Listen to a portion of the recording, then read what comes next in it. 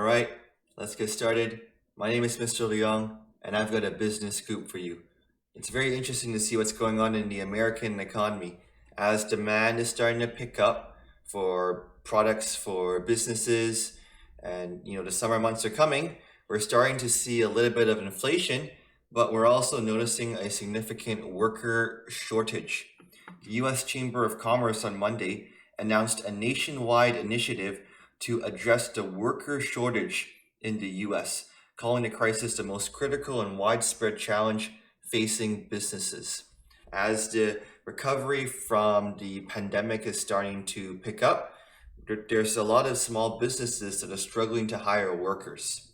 The initiative called America Works aims to mobilize industry and government to swiftly address America's deepening worker shortage crisis. And this worker shortage crisis is contributing to inflation in products around the country. Have you noticed that if you go to the grocery store, your average grocery bill is getting a little bit more expensive?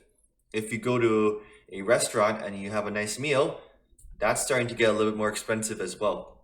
The lack of workers to fill open jobs is not a new problem, but as the economy starts to recover, there's going to be some efforts needed to address these issues. The organization shows that there is a record 8.1 million job openings in the US in March 2021, and about half as many available workers for every open job across the country as there have been over the past 20 years. That's a problem. So these labor shortages are also affecting these tech companies as well. This is a Bloomberg opinion article, and it says that the American executives' latest headache is labor shortages. As the economy shutters back to life post-pandemic, companies are struggling to hire qualified workers. And the author lists a few reasons as to why there's a labor shortage. There is people that are hesitant to return to the offices. They don't have the right training, which we call structural unemployment, because you don't have necessary skill set to fulfill these positions. But they're also getting unemployment checks or some combination of the three. I can speak to the first point a little bit. As you know, I'm in Canada right now, and a few of my friends work in the financial sector. And for the longest time, they were working from home.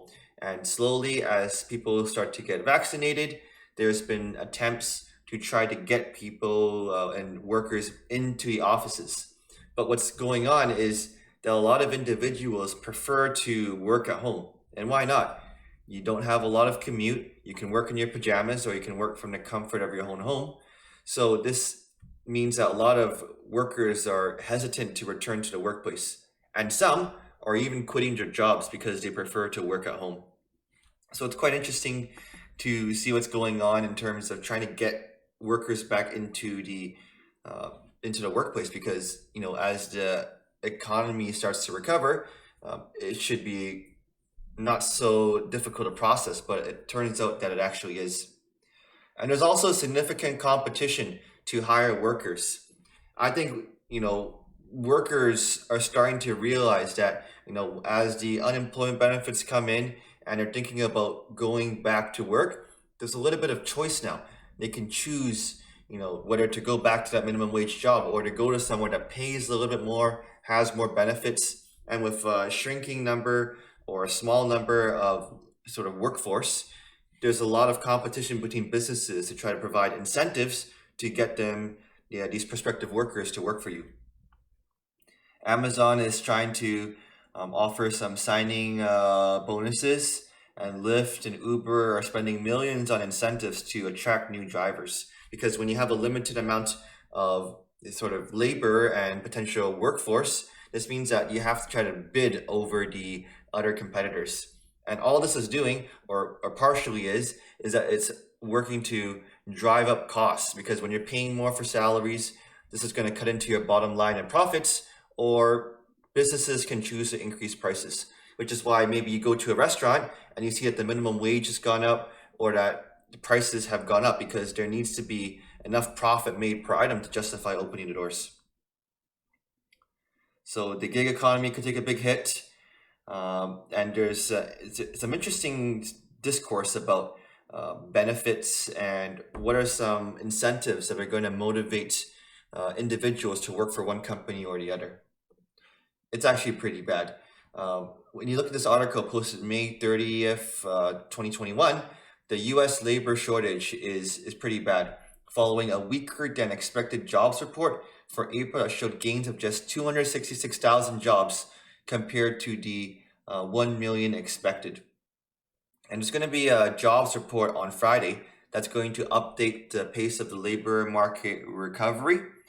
And there's going to be some distortions, but there's also some concerns that, about catching COVID, but also the broad labor shortages.